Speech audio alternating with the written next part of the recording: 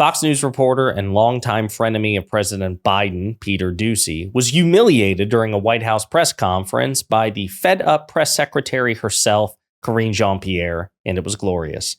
But before we unpack all that, if you end up liking this video and you want to support the channel, please be sure to hit the like, subscribe, and alert bells before you go. All right, friends, we have several clips to talk about in this video.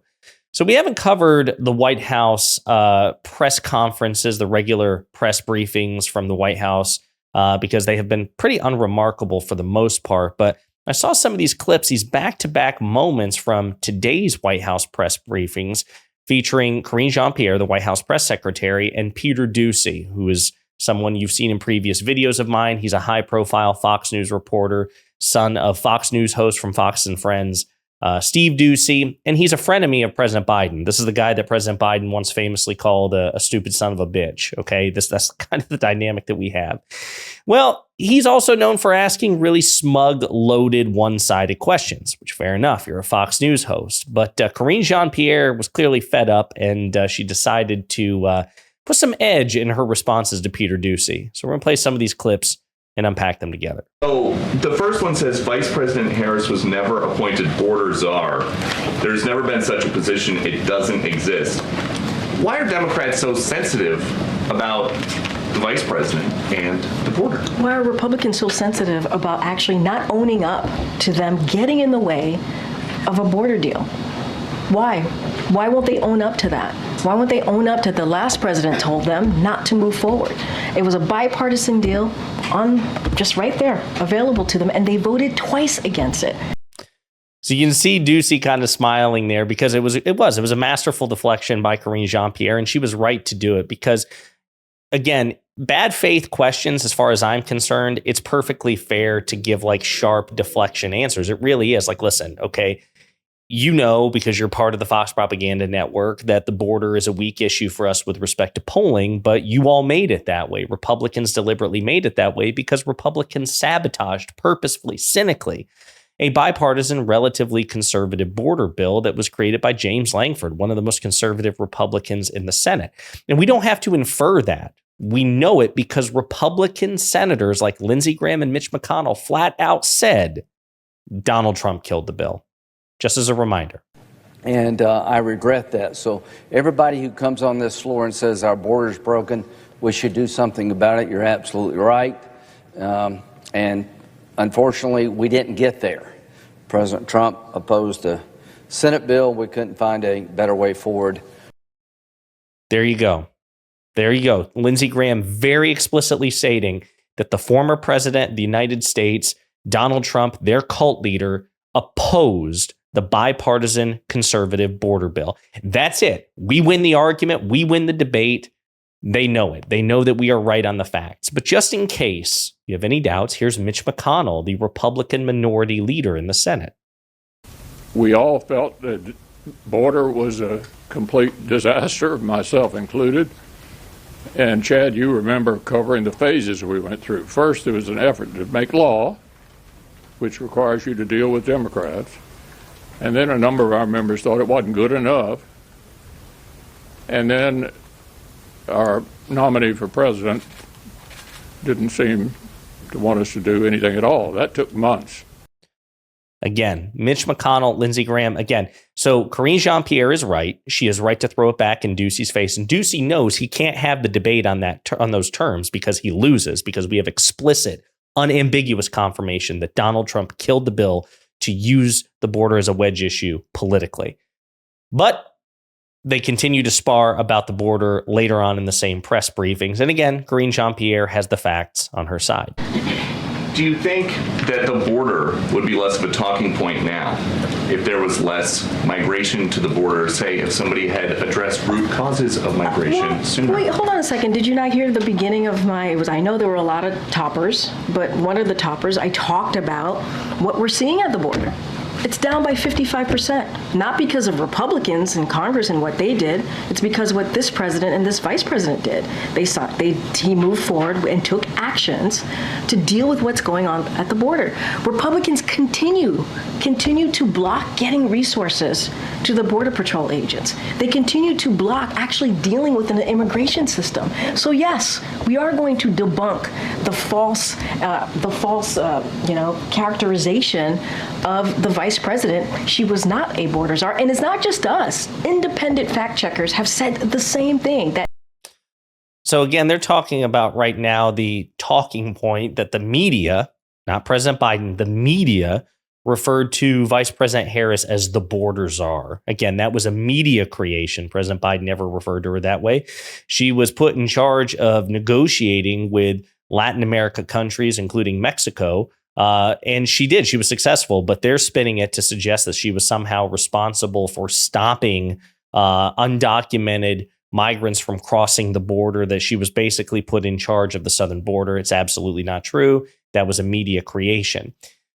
Also point out that Karine Jean-Pierre is correct when she says that border crossings have dropped substantially. As a matter of fact, President Biden referenced it in his speech yesterday from the Oval Office when he was explaining his decision to withdraw from the race. Tonight, President Biden said, quote, border crossings are lower today than when the previous administration left office, end quote. It sounds surprising, but it's factually true. Illegal border crossings are at the lowest level since the fall of 2020, our reporting. Illegal border crossings have been dropping for 5 months straight, starting in March, but the drop became more pronounced after President Biden issued an executive action in early June, banning most migrants from asylum. Illegal crossings plunged to a 3-year low in June. And these crossings between ports of entry have declined further in July. Border Patrol is on pace to record fewer than 60,000 migrant apprehensions in July, the lowest level since September 2020, according to internal data obtained by CBS News. Okay. Now, again, the fact that the president had to do this was because bad faith Republicans refused to legislate bipartisanly with Democrats to address this issue. And it's entirely possible that these executive orders will be overturned by federal courts. It happened when Donald Trump took executive action when he was president. Many of his executive orders were overturned in federal court. That's why President Biden said, I really don't want to do this because they may be overturned by the courts. So we need Congress, who has the power to legislate, to actually step up and prevent that from happening. But because of Republicans and because of Trump, that didn't happen. And so she's right to say, listen, we're going to be debunking your lies. We're going to be debunking the claims. And President Biden actually deserves credit for stepping up when bad faith Republicans refused to take action because they wanted to hurt America to benefit themselves politically. Love that energy. I'm going to play another clip here too. But this one doesn't involve Peter Doocy. It involves Ed O'Keefe, I believe from CBS News, if I'm not mistaken. He asks a really stupid, dishonest question about lowering the temperature, which is something we've been hearing quite a bit, particularly in the aftermath of the failed assassination attempt on Donald Trump. And the insinuation, certainly from conservatives and centrists, is that somehow Democrats are either primarily or just even equally responsible for violent rhetoric. And Ed O'Keefe asks a question, essentially assuming that posture, and Karine Jean-Pierre, in the same press briefing that she was dealing with Peter Doocy, shuts down this bad faith question too. Last night. Go ahead, Jenny. But he still talks about a threat to democracy. I mean, there are now 3 public attempts that were threats to the former president that we know of. Yeah. Iran being one of them, the shooter the other night. So how many threats are enough to lower the temperature? The president has called on lowering the temperature. But here's the thing, Ed. It takes on all of us to lower the temperature. All of us. I hope you can read between the lines of what I mean by all of us. It takes all of us to take that action and to lower the temperature. And I think when you have a president that uses the Oval Address to talk about unity, not just once, he did it right after, sadly, right after the former president, the attempted assassination on the former president, talked about lowering the temperature then, and also talked about really denouncing, condemning political violence and how it has no place in this nation. He talked about, used the Oval Office to do just that. I love this. This is so important. It's become, the double standard and the grading of Republicans on a curve, that has become, it's been a primary thesis of my channel since the channel launched, really calling this out. And it seems with increasing frequency. You have Brian Tyler Cohen talking about it, David Pakman, Luke Beasley, our buddy. You have Destiny, Mehdi Hassan. It's with one voice, those of us on the left, those of us who range from liberals and progressives, those of us who are not conservative, are making more of an effort, a concerted, consistent effort to call out the double standard. And again, this is proof. This is Ed O'Keefe from CBS News. This is not a bad faith question from a Fox News host. We played clips of those. This is coming from a guy who probably sees himself as a nonpartisan, journalist from a nonpartisan wing of the media. But even they grade Republicans on a curve. President Biden doesn't use violent rhetoric. And if you really want to quibble over a private call that he made to donors, private, these were not public remarks, these were private remarks, and then they were publicly reported after the fact, where he said, we got to put Trump in the bullseye. We got to talk about his policies, his character. Again, a figure of speech. Let's say you want to act in bad faith and said, well, he said bullseye.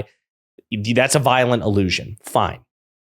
I'll generously grant you that. But for every one example you can find of Biden, the rest of us can find 10 to 50 examples from Trump. There is no universe. There's no timeline in the multiverse in which Joe Biden and the Democrats engage in violent rhetoric to the same extent that Republicans and Trump do. Donald Trump and the Republicans are just objectively worse by far.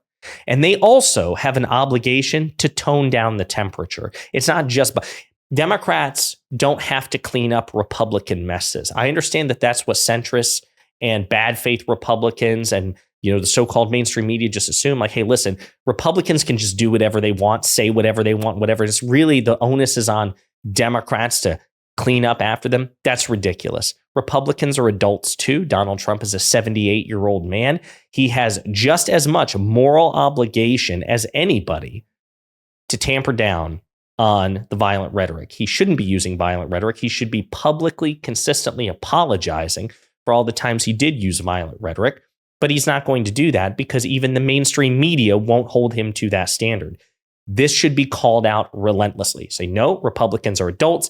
They have agency. For every one example you can give of Biden and the Democrats, we can give 5 to 10 examples of Trump and the Republicans. Republicans are objectively worse. So you need to be focusing your time on criticizing the Republicans and demanding that they tone down the violent rhetoric because, again, Democrats are simply better. And there's nothing that you can ever say that will refute that. Love this energy from Karine Jean-Pierre. Love it so much. Let me know what you think in the comments.